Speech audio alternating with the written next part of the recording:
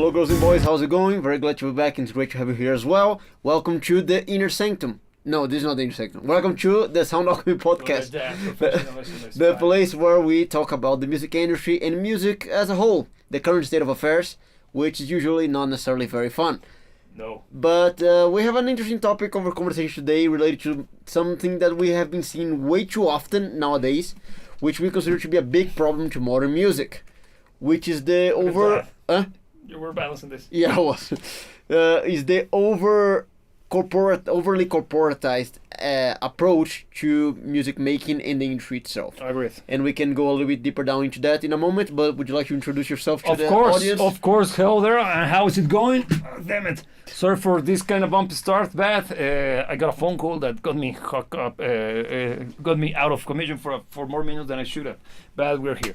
And as I was stated, we're going to be talking about a little bit of some form of, not controversy, but there have been some form of announcements as of late that kind of brought this idea in my head.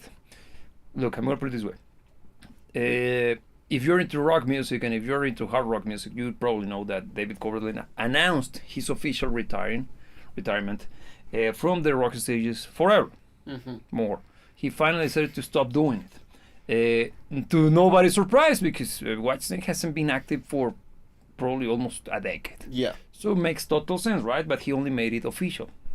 And he did it a very proper way, like a gentleman, and very, very much a good way to go. Right into the sunset. That's what we thought. Because he actually did. The thing is that there is a big rumor doing the rounds that there is going to be, that he officially got his endorsement for a cover band comprised of fantastic session musicians that will be performing under the banner of some form of Whitesnake continuation legacy, something like that. Yeah. Officially endorsed by Whitesnake. Allegedly officially endorsed by David Coverdale himself. Okay. So how much of a reality this is, I don't know. I just heard it through the grapevine. I saw some videos commenting on it, and that got me, gave me this idea. I think this is the future for every freaking rock band, because think about this: the labels are the ones who actually own plenty of the performative rights of the music. Yeah. Not necessarily the artist. The artist owns the copyright to the song. Yeah, the intellectual property. The intellectual property, but the reproduction and the recordings are owned by the labels. What if there is a loophole that we're not aware of as of yet, because it's very, very novel, that allows labels to create official cover bands and sell them as the closest to the real deal. What is stopping Metallica from doing it? Well, because they're still active, right? Yeah. But have you seen Foreigner? Those guys right now, if you go and buy a ticket for a concert of Foreigner, you're only gonna get a cover band playing songs under the name of Foreigner. Look at that. For real? Yeah, the entirety of the band. There is no official member of the band there that used to be part of the core. Not a single one. Not a single one. Damn. Look at that. And they are going around under the name Foreigner. Yep, totally. Okay. And this happenstance, this rumor going around, doing the rounds regarding Whitesnake, kind of makes me think that this is actually the way of the future, man. Yeah, they're gonna be pushing in the direction. Is this or holograms? Well, not joking. We have both fronts already in the making. The thing with the perpetuation of the bands as bands, but not with the actual musicians that made them a band to begin with, is a big issue. I think that's cheaper than holograms, more than likely. Maybe. I think so. Because we're not talking about necessarily recognized musicians. They are musicians that are, of course, good. They need to be good. They gotta be fantastic, man. But they are not a household name. They're not a household name because they didn't create a band themselves. Nope. They're just being picked out of the session probably scene and being thrown into a brand that is already recognized. They're gonna do it well because, of course, they're gonna be professional. But are they gonna deliver what we expect the bands to deliver? Regardless, man, this is basically the franchisization of art. Yeah. It's basically the equivalent to making a spin-off video game out of the mainline video game. Yeah. If that makes sense to you. Because it's has everything about it, but it is not. Yeah. And in this case, since we are getting close to this point of in which all of the rock bands, all of the fantastic acts that created this whole concept of rock music, because we gotta admit it, it's so novel, it's super recent, the whole advent of rock music, that and contemporary music for that matter, that everybody who created this are still around. Yeah, Most of them. Yeah. And even the ones who passed away or didn't reach this stage, like Jimi Hendrix, for example, even though they feel that they happened like hundreds of years ago, it was less than 60, man. Yeah. Well, 60, 70, to give or take, depending on from which point you're counting. But it's still recent, man. Yeah, but look, the Beatles are usually attributed as one of the forefathers of modern music as we know it, and they are indeed. And They're active. we still have freaking Paul McCartney doing the rounds. Yes, and it's still active. Probably Yeah. one of the most active acts around. So what does that tell you, man? What will how many Beatles do you have there? Only him. So if you were buying, I don't know, butter, this is basically the I can't believe this is not butter moment, man. It's the equivalent to it if you think about it, because it has a little bit of butter, just enough for you to be legally allowed to call it butter. But look, Paul McCartney is not selling himself as the Beatles. He's No, selling but himself as Paul McCartney. but what music is he playing? I don't think he's playing Wings, man. Being very honest, he's playing all of the good stuff, man. More than likely, yeah. I haven't been to one of his concerts, but I imagine that a good chunk of the catalog must be out of the Beatles. It's the Beatles, man. Yeah, It's yeah. the Beatles because it's the closest thing that several generations got to be in front of the Beatles, man. Yes. And I think it's mostly sold as. And now with this whole rumor going around, also makes me think of the Iron Maidens. Are you familiar with them? I'm familiar after you exposed them to Okay, me. yeah, I told you. I Yeah, know yeah. about it. But the thing is this: if you're into guitar playing, you have seen at least once Nita Strauss. She's a very good guitar player. Of course, it's a she, because believe it or not, some women actually can play guitar, and some of them actually reach those levels of professionalism. And she became popular because of obvious reasons, but also because of her style. The way that she carries her guitar around is very, very tactical. Yeah, So strategic. Yeah. But she's a good player as well. And the thing is this: she became popular, if I recall correctly, out of her antics with the band known as the Iron Maidens. And the Iron Maidens, as you might imagine, well, you might not. They're basically speaking the official cover band for Iron Maiden. They play covers. They are actually covering Iron Maiden music, and they are not sued into believing by their agency. They can do it. Because it's endorsed by It's endorsed by, the owners of the brand. or at least they are in an agreement. So this, you can see where I'm going with this. Could it be that this is the future? Bands will never die, not because of the performers or the members of those bands simply retire, because, well, it's like Batman. Yeah. It's a symbol. Yeah. They're gonna turn them into that. How happy do you think you should be about that? Not at all, to be very No, honest, man. because I think that I see this as a tremendous problem. One, because I think when talking about art, the product and the artist, the person that created it, goes hand in hand. Totally. They're not the same, No. because you can, for instance, appreciate an art and not appreciate an artist. That can happen. But the art is the product of the artist, of who he is, of how he thinks, how he sees the world. Yes. So this whole notion of treating the bands as simply brands that can be passed on for other people to carry is a notion that I definitely have plenty of gripes with. Because they're turning a band, which is an artistic expression, into a franchise, Yeah. similar to McDonald's. And what is stopping them from creating the local version? Nothing. Really. Because it's already happening. Are you familiar with Heavy Saurus? Yeah. Fun. Yeah, there are like several iterations of it, right? There, at least there is the Spanish-speaking branch that I know of.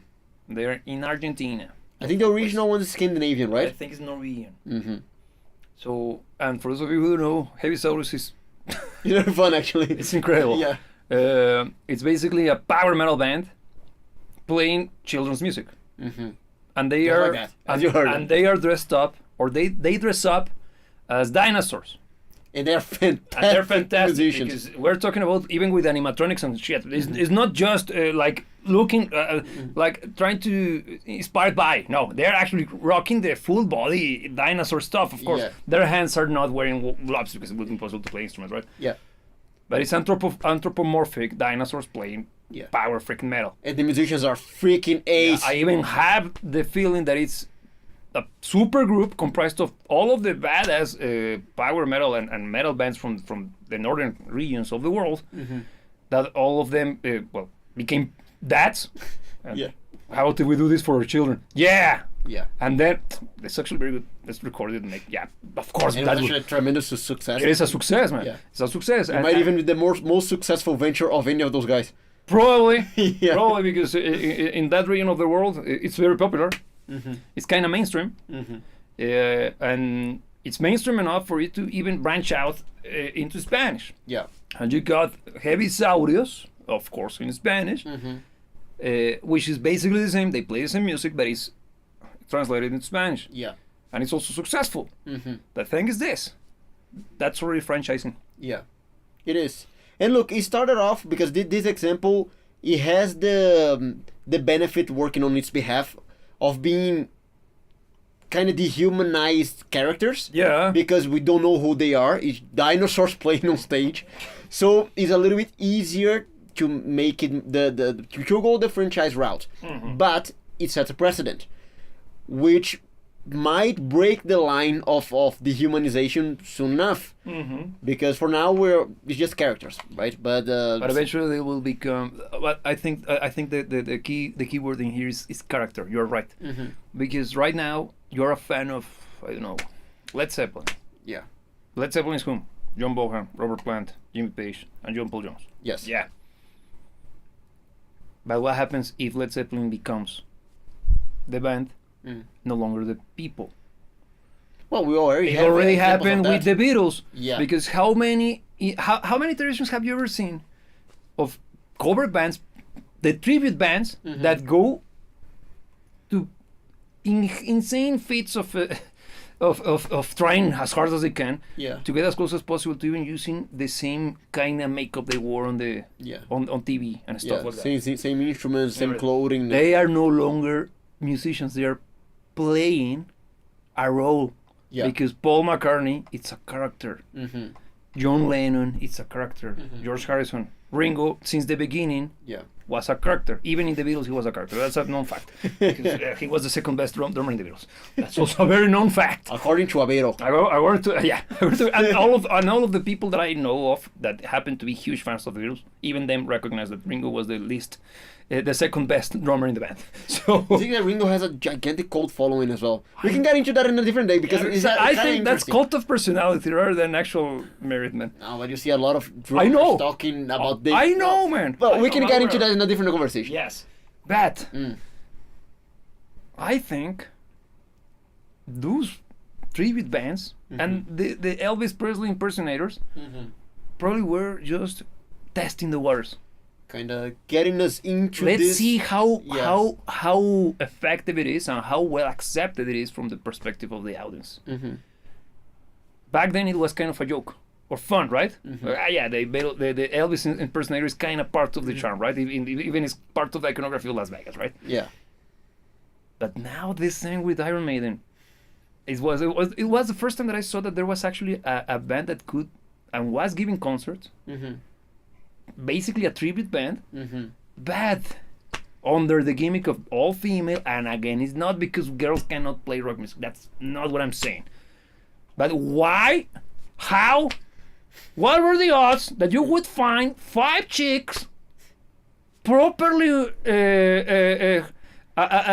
fancy in the eye, easy on the eye, looking, all of them excellent guitar players and drummers and stuff, and all of them happen to be huge fans of Iron Maiden? What were the odds? And it happened. Yeah. And all of them are actually playing rock concerts, playing music that is not theirs, and basically riding on the success of a very successful band. Interesting, right? Under the gimmick. Yeah. Of Iron Maiden, but female. Yeah. Get it? Iron Maiden's like that, and it was synchronized. That synchronization was totally not expected. Here, Roman is saying. So come, let me get this because hey Roman, how's it going, man? At reading. What you have here? Words are hard. Okay, here he's saying, corporate will always win. They have the money, and musicians sell out for fame and wealth. Sad but true. Yeah.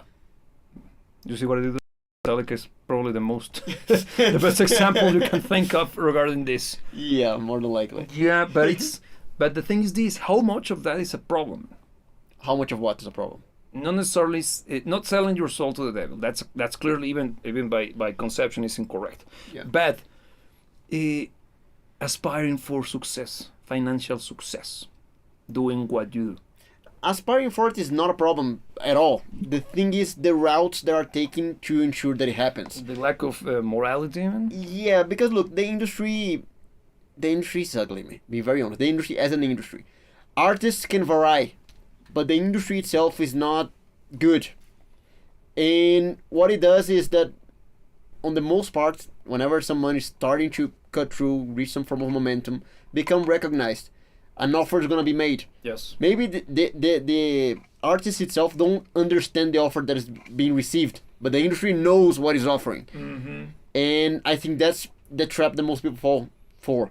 Yeah. And I don't even know if they know that they are selling their souls.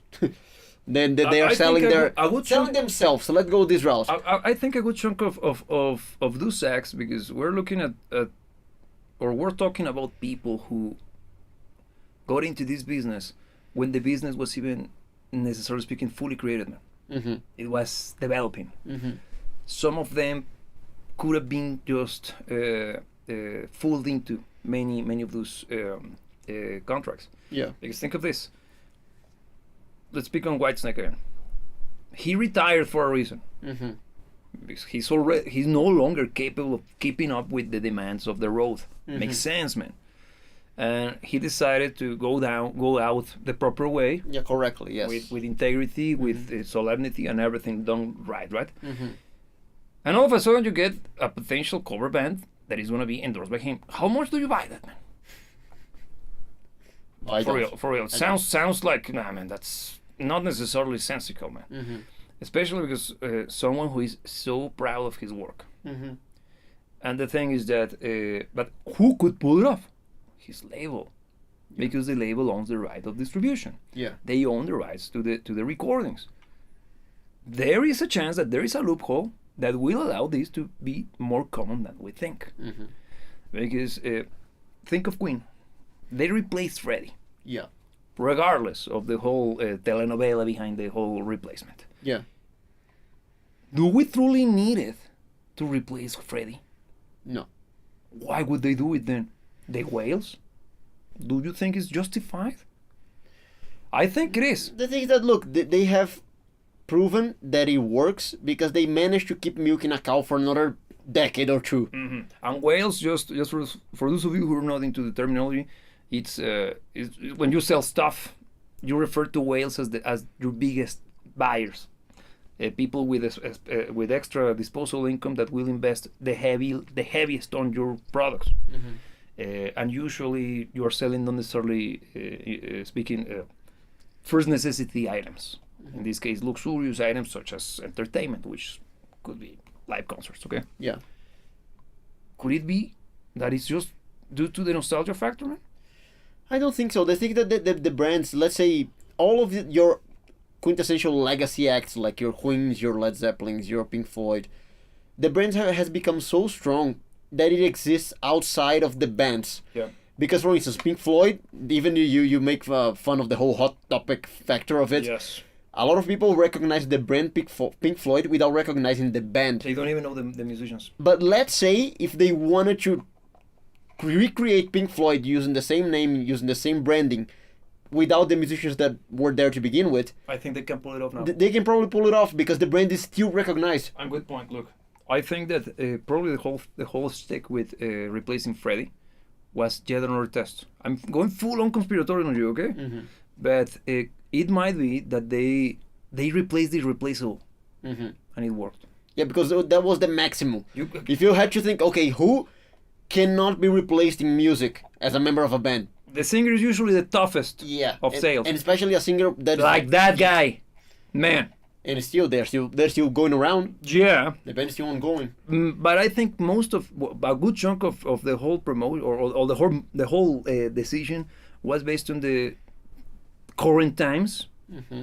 The fact that it happened during this insane, overly politically correct period, taking advantage of the person who got in, thinking all kind of boxes possible, being part of the protected class under the current zeitgeist and stuff, and given the cult of personality behind Freddie and his lifestyle, probably that's the reason why they pick this, and they use this as leverage to do the unthinkable, replacing the irreplaceable. Yeah. Because being frank, no man, morally speaking, is incorrect. Yeah. The thing is that it worked. Yeah. It, as you said before, it sets a precedent, man, and that's what is concerning to me. Because in the case of Pink Floyd, when was the last time they performed live? And I mean properly, not that Live Aid thing that happened in 2007, 94, man. That was the last time that Pink Floyd, the band, performed as Pink Floyd. Yeah. So, it's been 30 years almost. Yeah. It's been over 30 It's years. over 30 years, you're correct. So, Him. somebody who was born 95 onwards never saw Pink Floyd in action. Yeah. But they grew up with the mythological concept of Pink Floyd being a huge, fantastic rock band. How many of them are actually gonna become that big of a fan to truly start to dig into the band, the music, the musicians? Learn who the hell is David Gilmour. A fraction. A very small tiny fraction. Yeah. But the other guys, the casual listeners, the casual fans, if you show them Pink Floyd live, let's give it a try. Yeah. Let's see what the fuss is all about. They don't care Yeah. for whom is playing on stage, man. Yeah. They could do it if they wanted to. I think I think we're about to see that happening, man. And look, there's something that we need to begin to consider. What that makes of the artist. Because now I'm coming back to the moment that you mentioned, for instance, the Elvis impersonator. Do you think that guy's a musician? Because the way I'm looking at him, no, I think he's a method actor. Okay, yeah, just like Robert Downey Jr. in Yeah, I think that the musical chops is just part of what he needs to play his role of Elvis. As an actor. Get you. And I think that's gonna start to be a thing. Agreed. It's kind of concerning. It's very concerning, man, because Yeah. when we were discussing this in the morning, I jokingly said, we only need Fleetwood Mac to do it. Because if they do it, game over. Yeah, that's the end, man. Game over, man. Yeah. Game over. Because they have the reach, they have the mass appeal, the heritage. The thing is that Fleetwood Mac is those guys, man. Yeah. But if they do it and it works, And the thing is, one thing that we need to come to terms with, whenever we whenever Fleetwood Mac doing it, we're not talking about Lindsay, we're not talking about Stevie Nicks, we're talking about the label. And that's exactly the issue. We're not attacking the musicians. Yeah, because I want to believe that they are good people. I want to believe that they morally actually driven people. Yeah, they're not gonna do something that is ethically wrong. The thing is, on the most part, it's not on them, man. No. It's not on them. No. Because whenever we see this kind of stuff happening, even the usual punching bag, Metallica, because there are plenty of instances of Metallica doing stuff that's at least Morally questionable. How much do you think it actually comes out of the musicians? Chances are that they have zero agency. Yeah. Which is bad on its own merit. Yeah, because where were you? Where was Gondor? Yeah. But I think this kind of decision making that we're talking about here actually is coming out of the labels themselves. Yeah, the powers that be. And that's the kind of hard to swallow pill, because we want to believe that the artists that we love, the people that we learned how to respect and appreciate, they were in charge of their own thing. Yes. But I think the artists being in charge of their own thing was a very rare case scenario. Yeah, and the thing is that, what does this mean for the future?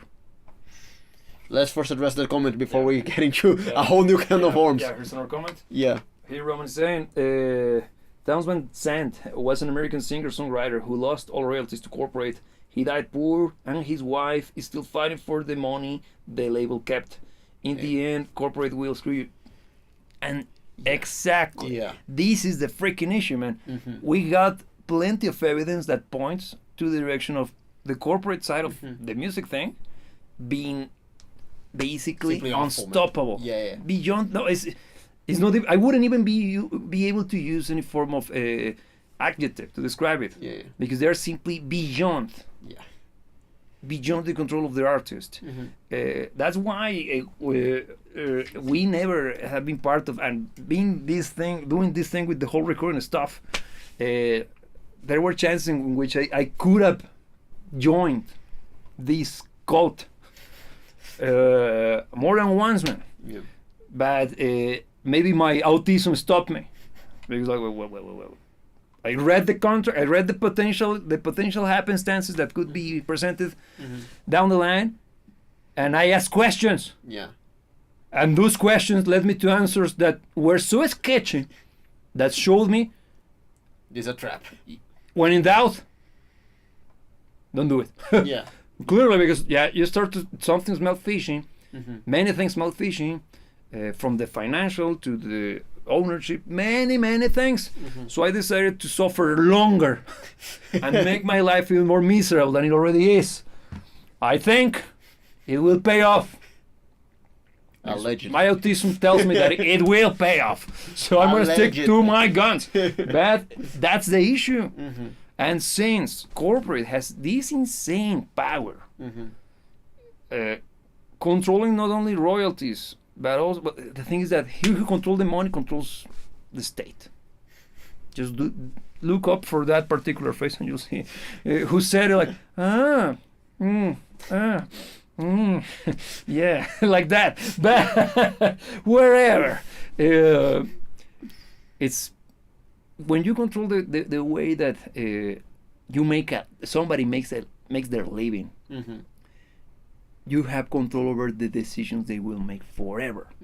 Because everything that we do as human beings is always based on our own interest. And which one is the first interest we got? Survival. Yeah. So, imagine somebody who lives out of this and who knows nothing other than this. What kind of job can someone like him, who has devoted his entire life to the craft of this, or to this craft, sorry, how can he find a different way to survive? Especially, there is a point of no return, man. Yeah. Because you invested time, effort, and the development of the talent and the qualities that you created as for yourself as a human being. You have gotten to this point that if you quit, morally speaking, you're doing something extremely harmful to you. Yeah. And I don't think you can survive that many years afterwards, man. Look, I'm not talking about. No, I'm talking about at a conscious level, man. Look, I'm going to take us on a bit of a tangent, but it's very relevant to this, because talent. You mentioned talent as part of your exposition. Talent is actually dangerous to the industry, because talent gives the artist a measure of power. Because if what you sell is talent, it means that the label actually needs you. Because without that talent, they don't have something to sell. That's why one of the very core reasons why things have gone to shit. Yes. Because because people ask themselves, why do we see so talentless people becoming big? Because they're useful idiots. Because they can be manipulated way more easily. Yeah. Because they bring nothing to offer to the equation. And they can stand by their own. Yes, so the industry itself, the powers that be, whatever you want to call it, have full domain over the situation, because they don't need you for anything. And you know that if you're there in a position of being the talentless success, you know that you bring nothing to the equation. You can be replaced like this. So you do whatever they say. Of course. And that could take us into the whole notion of usually the successful musician ends up becoming an addict of all sorts of things. It could be, conspiratorially speaking, how about if they use that as a way, a measure of control, to apply some leverage on over the decisions of the artist.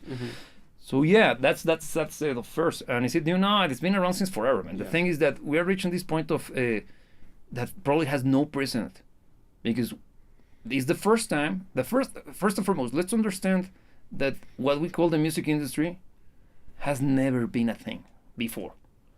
We never had this level of mass reach and, quantitatively speaking, the production of this insane amount of entertainment and artistic expression for the rare occasions on which that happens. Because the music industry is there to entertain, it's not to inspire. Let's call a spade a spade. There are moments in which the entertainment they produce it's actually good and holds actual value. Yeah, but it's getting rarer by the day. It's becoming rarer because I think a good chunk of what you said is probably already happening and it's being done by that. Due to that, makes total sense. It's not far-fetched at all. The thing is that since we never had any form of this gigantic structure that produces, distributes, organizes, and even monetizes and markets everything, man, we don't know where this is taking us to. So we don't know how to react or how to understand what's going on because we have no precedent to something similar to this. This also applies to the movies, man. The movie industry is also as novel as the music industry as we know it, man. Both of them, currently speaking, got started in the early 20th century. That's when recording media happened. So we don't know. We don't have a legal framework to which we can appeal to or use as a guidance, because basically speaking, the rules and regulations are being written on the spot. Yeah. And you see how in all of those fronts, because you mentioned movies, there is a very similar phenomenon happening in movies as well. Because in here, let's say you have Queen, but it's not Queen. No. It's a rehash. You got the Predator, and it's not the Predator. And in all of its countless variants that we have seen over the course of the last 15 years. Yeah. Of rehash, remakes, reimaginings, you name it. It's basically the same. Is the same? Yeah, there you got it, man. And the sad part is they keep doing them. They keep making them. Why? Because people are buying it. What tells you that it's not going to happen when they start to do the same with rock bands? Yeah.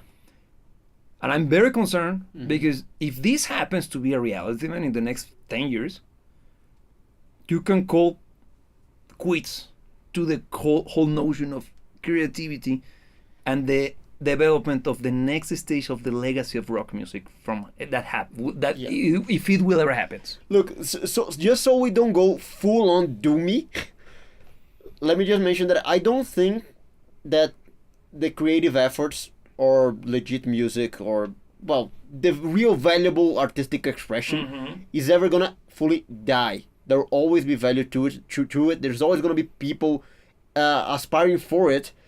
But what it can happen, and I think it is happening already, is for it to be a very, very defined cap on how much a new act, a new artist can actually grow and how impactful it can be when it comes to a wider scale, because you're still going to be competing with the legacy acts or all of the big names that already have the backing of the industry, that already have a consolidated brand.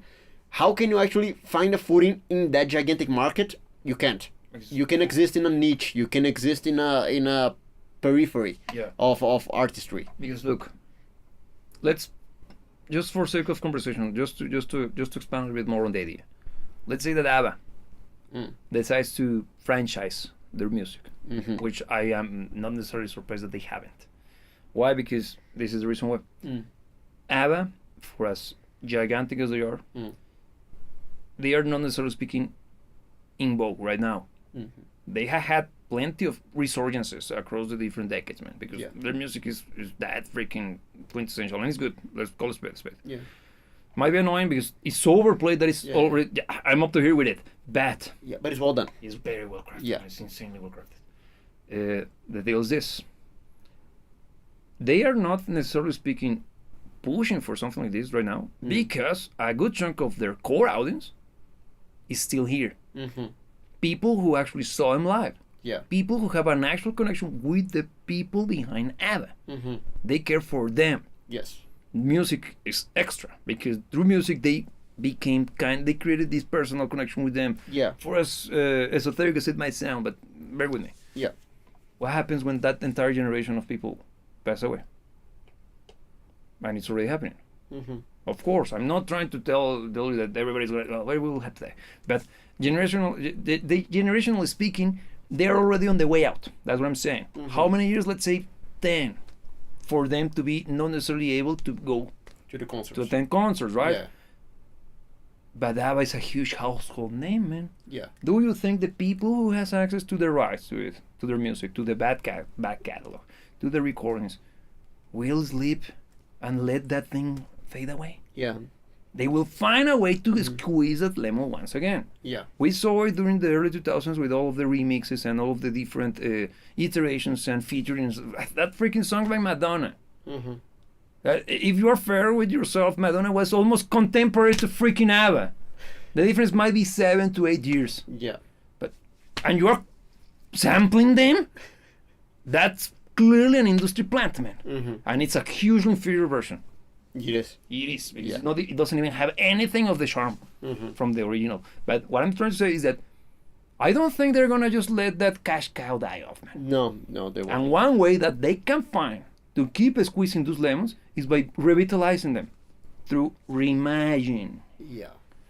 recreating a new band, or relaunching ABBA as ABBA, Mm-hmm. but with studio musicians, man. Mm-hmm. Which, Different roster. but it's yeah. kind of ironic because ABBA all of them were studio musicians. Yeah, they were very good actually. Yeah, but they were session musicians, and Yeah. they knew each other out of working in different recordings, and they were like, we should make a band. Yeah, let's do it. Damn, it worked. Yeah. So here we got another comment. We need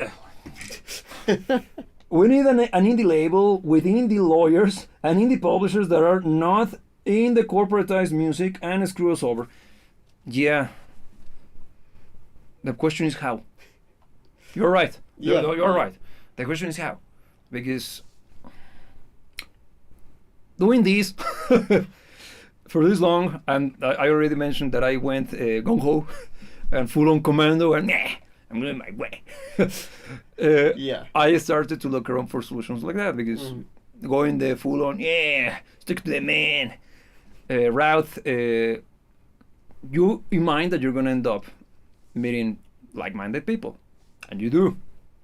But that's what I would say if I actually did. The thing is, again, take this as fully anecdotal. Evidence. Evidence. Sorry, I was speaking a completely different language a few minutes ago, so my brain's so farting. But whatever. Here's the thing. I met indie labels. Mm.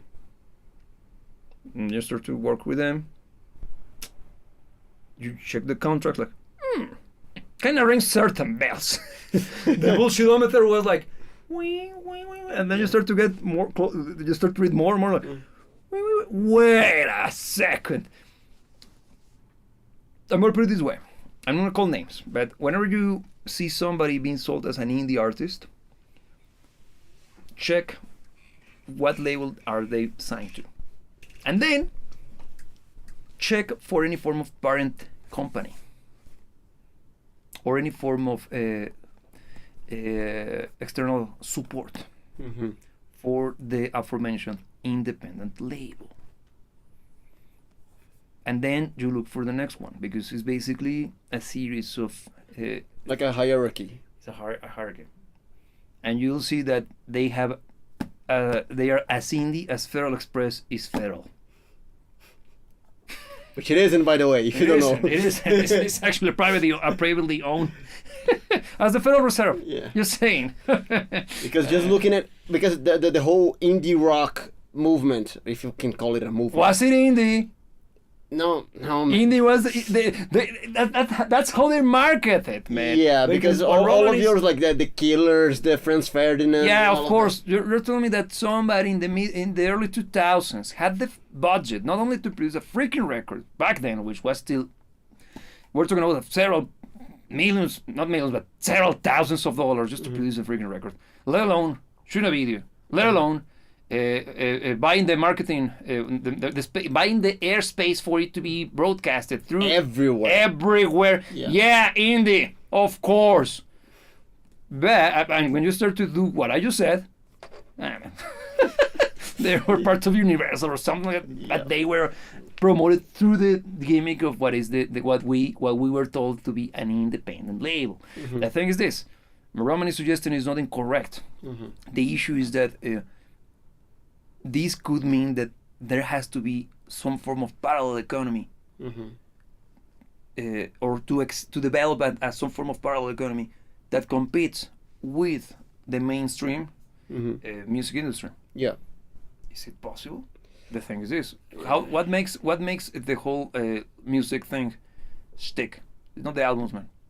It's the shows. You need a booking agent for that. Because if you think that the people who gets to the best stages in the world is out of talent, it's payola, full on payola. You need to pay because those spots are sold. If you don't have the means to buy those spots, you'll never get there. And not only the means, the connections that open those doors for you as well. How do you get those connections? Yeah. No, man.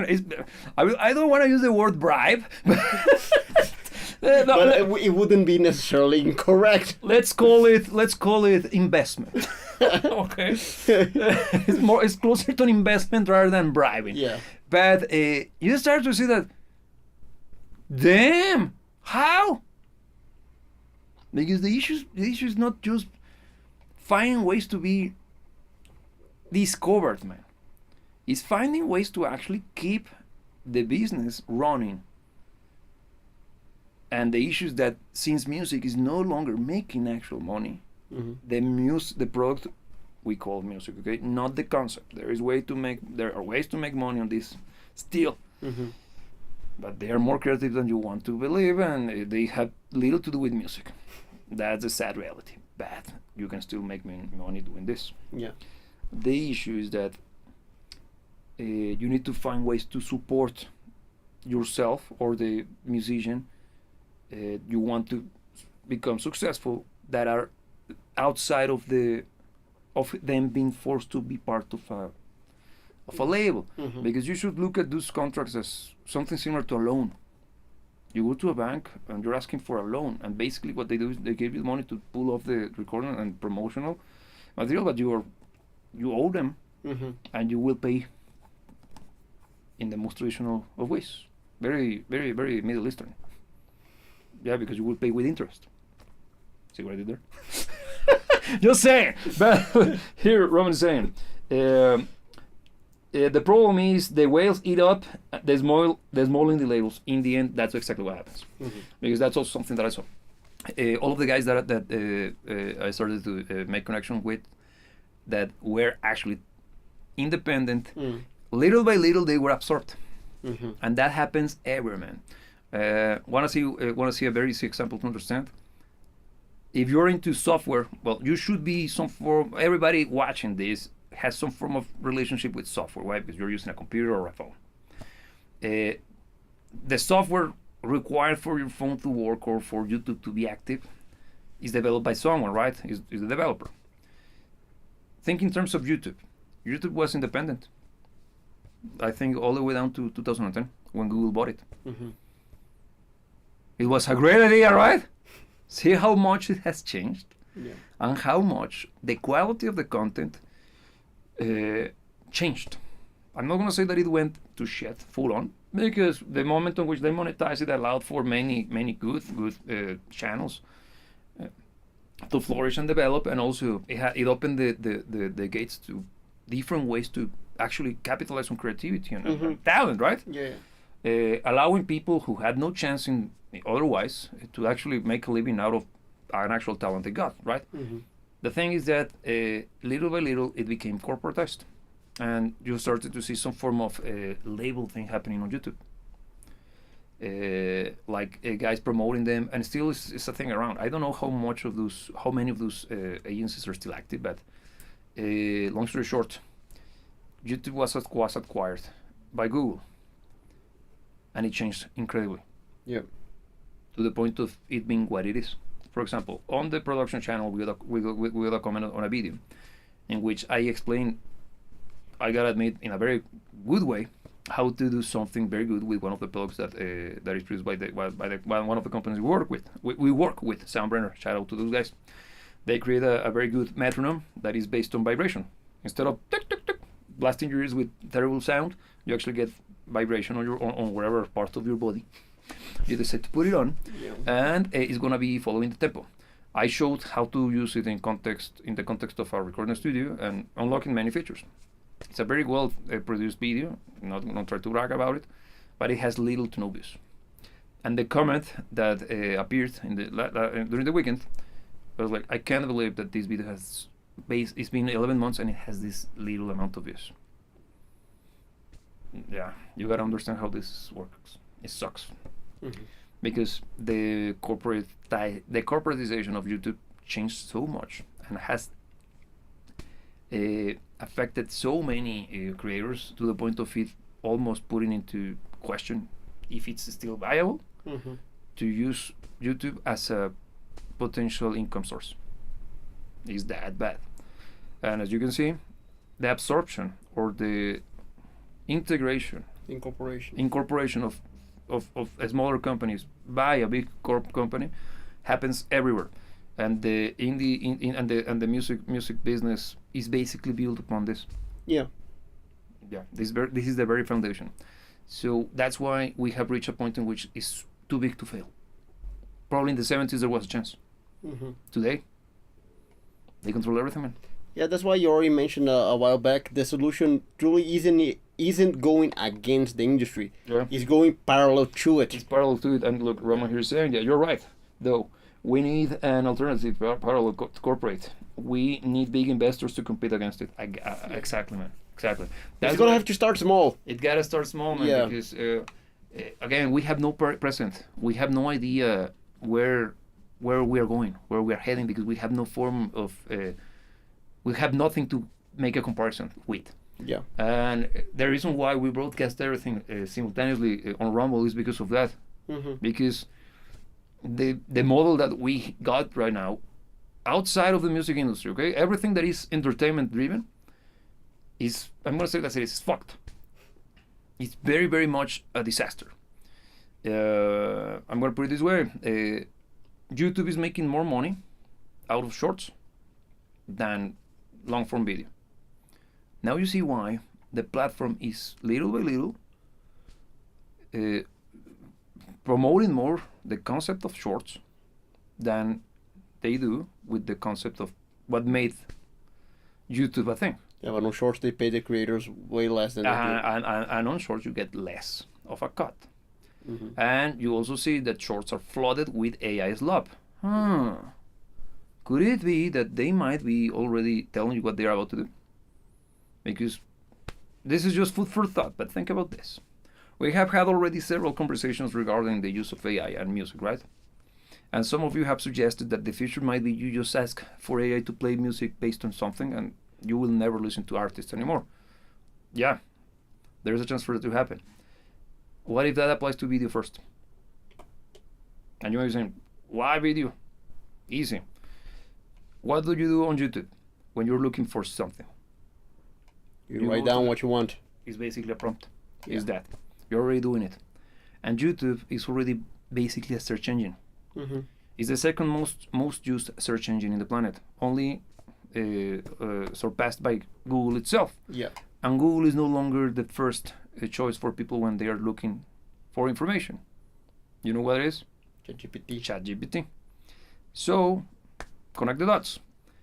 Chances are, and this is my guesstimate, and it's not my own idea, plenty of people in this circle are commenting the same or similarly, that probably the plan for the plan behind the whole push and making virtually impossible for somebody who's taking seriously YouTube as a source of income is for YouTube to little by little be replayed or be populated only by AI content. As it is right now, and this is where I differ with some of our peers, they say that it's because is that they are gonna be just replacing you with AI slop. I think what is gonna happen is that they're gonna use your prompt to create the video on the spot. You will never be able to tell that it was made by the AI behind Google. It's gonna be created for you, and you may be asking, where is it gonna get the information from? From us. From us. From this very video you're watching at this very point. Yeah. We're teaching the device that is designed to replace us. And that's a conundrum. So you're feeding the weapon of your own demise. Please. What else can I do? Yeah. And that's the problem, because you start to see that this is applied everywhere. I learned this lesson when I began playing live, because back in the day, the probably you might be familiar with this business model. Yeah, you're gonna join the battle of the bands. Yes, there's no fee, no entry fee, but you need to sell 50 tickets for the show, and if you don't sell them all, well, you have to pay for them. That's normal. That's everywhere. That's international, because that happens in the jungle as well, right? Yeah. So, no, man, that's everywhere, man. And is it ethical? No. Of course not, because you're talking to most of them teenagers, man. They won't be able to sell 50 tickets, especially if it's their first gig ever. And people fall for it. Why? Why every single one of us who have been playing music live have fall for it at least once? Because you got no other option.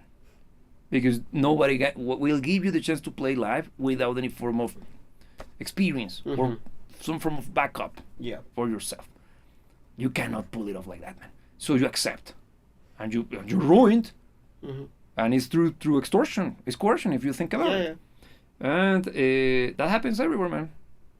And it's happening here on YouTube. It's happening everywhere. So Spotify is the same. But silver lining. Please. Yeah. We already mentioned in other episodes the advent or the unexpected return of freaking CDs and physical media. And even cassettes. Even somebody loved the way you pronounce cassette. Because it's with spite. Spite. Yeah, but you have even the guy. I love the way he says cassette with K. I never noticed it, but yeah, I don't know. Wherever. Yeah. It's the Italian accent, I may say. Allegedly. Perhaps. Maybe. No, look. No, because I didn't know this. Yeah, you did. Yeah, that's best. But whatever. The thing is that. You won't believe it, but a good chunk of the sales, and again, I just read it a few weeks ago, and some other people on YouTube covered, but Zoomers are a huge chunk of the market who is buying physical media again. But also, Zoomers are the ones who are also unsubscribing from social media. They're simply logging out. And they are shrinking the amount of social medias they are joining and being part of to basically one. Which one? That's a different conversation, because some of them go for TikTok, some are stick to Instagram, some are consider YouTube as social media. I don't know how, but whatever. Some are stuck to Facebook, also okay, boomer, but whatever. So the thing is that they are starting to become adverse, to develop this aversion to the whole online ecosystem we live in today. And what kind of relevancy does that have with this whole conversation? They are also unsubscribing from Spotify and Netflix en masse. Why? They realize that they own nothing. And who would have thought they're not happy? Yeah. So they're only renting crap. They're renting crap, man. Yeah. So they decided to hit the uncharted waters of the internet. And it happens to be easier the year with the highest level or the highest number of users logging into or exploring the high seas. For you? In 12 years, man, or more, if I recall correctly. I have the numbers incorrect, but the premise is this. As with everything, why? You don't care for the what. You should care for the why. Yeah. What's pushing them in What's pushing them in that direction? They're up to here with the shit, man. Yeah. And why Zoomers in particular? Zoomers have plenty of time ahead of them. They are basically this close from becoming the strongest demographic in the market when it comes to selling products. Yeah, the driving force behind. The driving force, because everything. they're about to reach the golden ratio. They will be sharing with millennials, because Gen Xers are starting to get to the last bracket of this golden ratio of selling or purchasing power, man. Because they will get into the next one, which is the golden years, and that's when they have even more disposable income. But they are sold different things, such as freaking cruises and shit. Yeah, and they're also going to be lessening numbers because of yes, the circle of life. Yes, how Lion King. Yeah. So when you start to consider all of those factors, I think the silver lining in all of this is that we are already developing some form of parallel economy. Mm-hmm. It's not what we would love to have, which is a complete and face-fronting confrontation force against the music industry as it is. But at least we're developing some form of reaction to it. Mm-hmm. And this will, if everything goes according to my projection, will have a huge impact on how the music industry behaves. For example, this week, yesterday happened. There was investor call at Disney, the company, the mouse, the rat thing, and on behold, they removed everything DEI oriented. Everything. One of the wokest companies around. Why? Times are changing. They are indeed, man. And why? Because the market responded to that, man. They produced content that nobody wanted to watch. They started to release slop continuously, and flop after flop. And the people with the money, like, what are you doing with my money?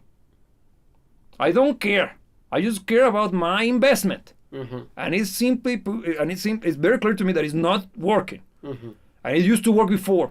What's going on? Oh, we're doing this. Stop doing that. It's simply as that. And why are we getting those results? Because the audience reacted differently. Yeah. So you got an example. We can change the course of things.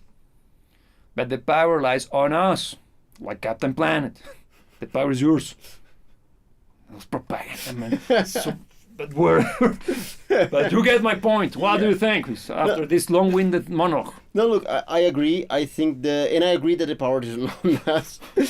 And I actually think that for as much as I usually stand on the side of the whole AI conundrum, as someone who's very defensive about the whole idea of AI, but I actually think the AI is going to be an accelerator to this process that we're talking about.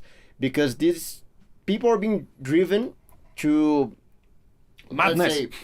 To madness to begin with, but then to purchasing CDs, to letting go of social media, all of that we expose through the sheer power of I've had enough, and I won't take it anymore. And I won't take it anymore.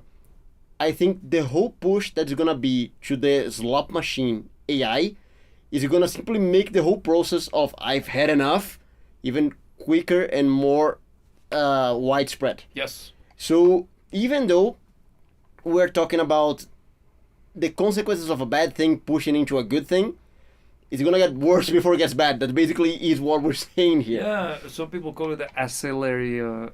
Damn it, words are hard to do. Acceleration.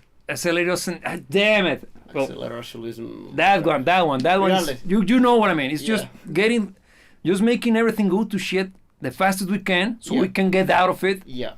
The sooner. Yeah, because honestly, all of the reaction movement that is happening out of things getting that bad. Yes. That people need to start pushing back. Yeah. So in a way, the mental gymnastics. In a way, getting worse is good.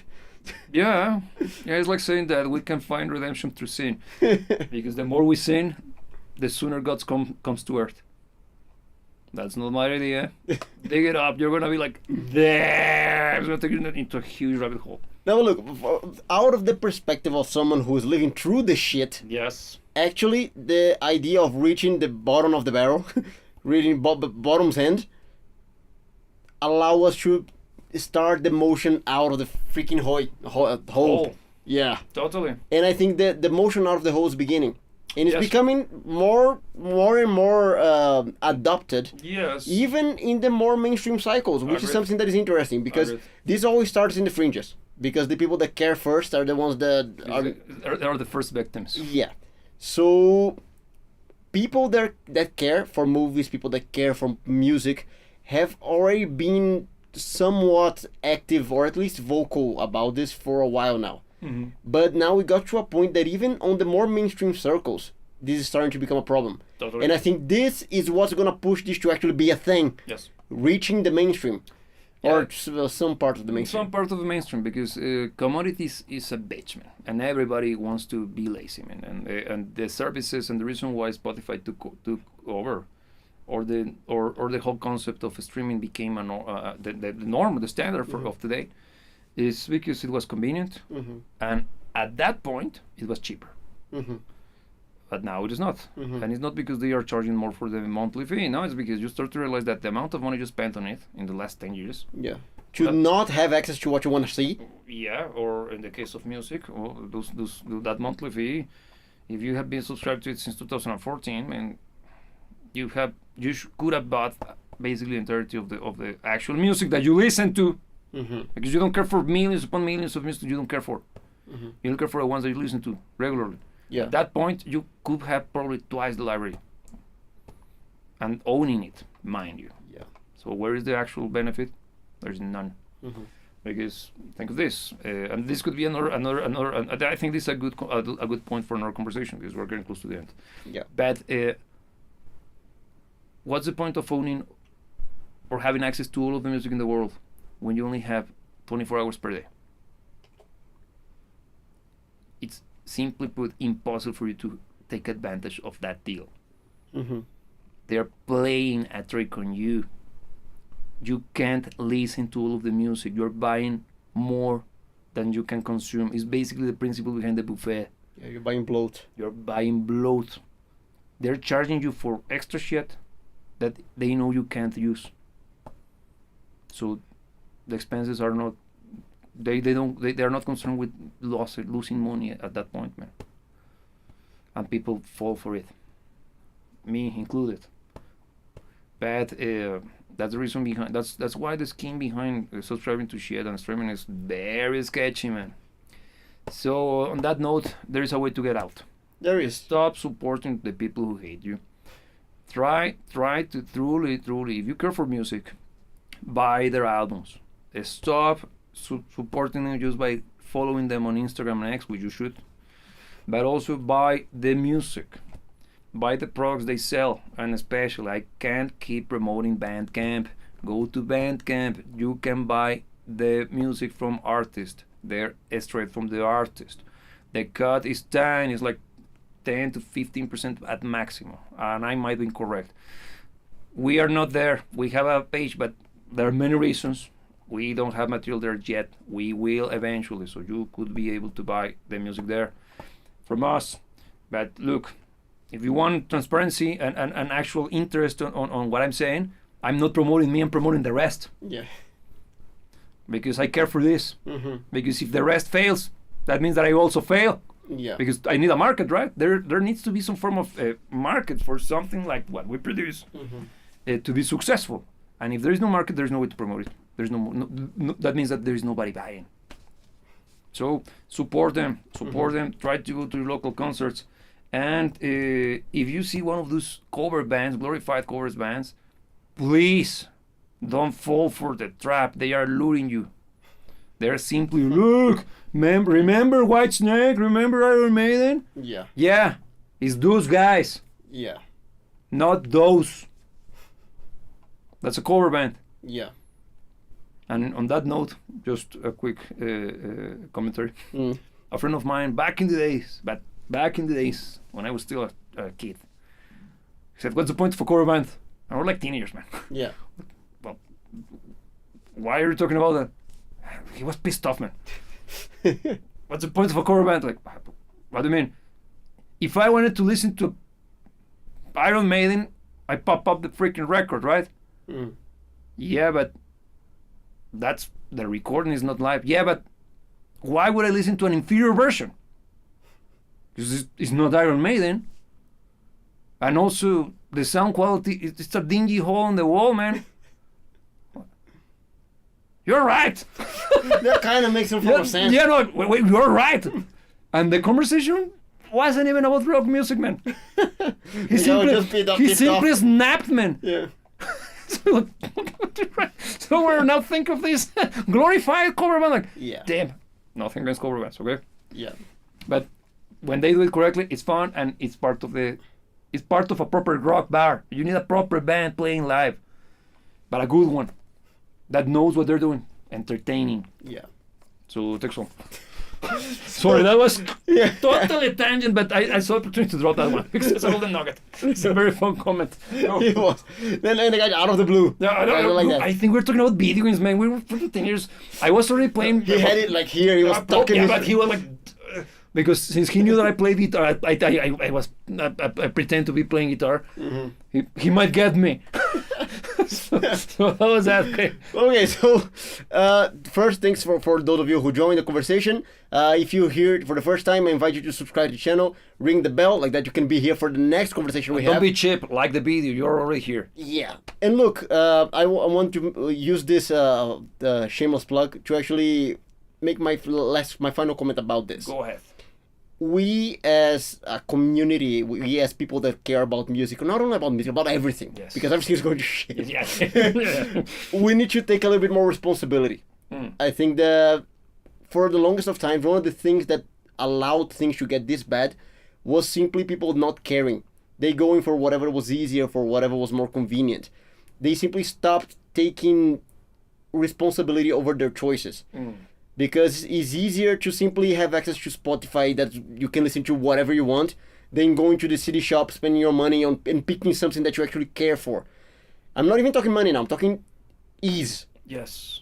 Immediacy, right? The immediacy. Yeah, and also frictionless. Putting the effort. Yes. I'm talking about putting the effort, whatever way effort presents itself. I think taking responsibility is also an effort. And I think if we care, we need to take this care into consideration, because some decisions that are gonna push the future of music and the future of everything in one or another direction, they're gonna be driven by how we decide today. How we decide to decide today. Because if we decide simply on convenience, whatever is easier, whatever even is better, we're more than likely simply letting us be swayed, driven to the slaughterhouse. Yes. Yeah. We're taking our daughters to the slaughterhouse. Totally. To the slaughter. The slaughter. Yes. And if we want to put a stop to it, we actually have to be conscious about how we deal with things. So the whole notion about going to a concert of a legacy act that doesn't exist anymore, but the brand's still going on films. If you think this is incorrect, even if you like the band, more than likely you shouldn't be there. Don't do it. This is the kind of stuff that I'm talking about. It might be not the fun choice. Let's say you happen to love Rush. Let's say you happen to love Rush, but you consider incorrect what's going on and incorrect what it might lead to. Yes. You might have to forsake your likeness for Rush. Yes. For the sake of doing what is right. Stick to your guns, god damn it. And it's kind of tough. Actually doing what's right at times can be kind of tough. Is it, man?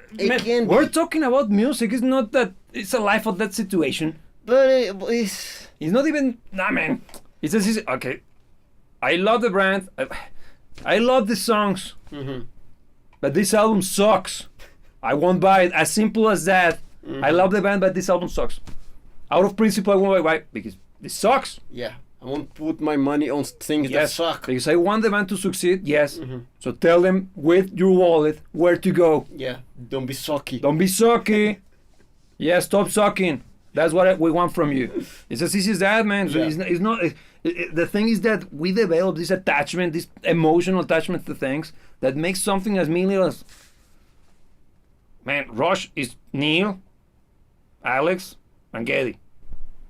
That's only Geddy and Alex and those ruffians. That's not Rush. And I want to see Rush. But that's not Rush, therefore I don't go. That's it? What's so hard about that? Well, regardless of how simply or complicated you see the issue, please make the correct choice. The universe is mental, man. Yeah. It clearly shows, man. So it's mad. It's a madhouse. Thanks for being here. See you when we see you. See you when we see you.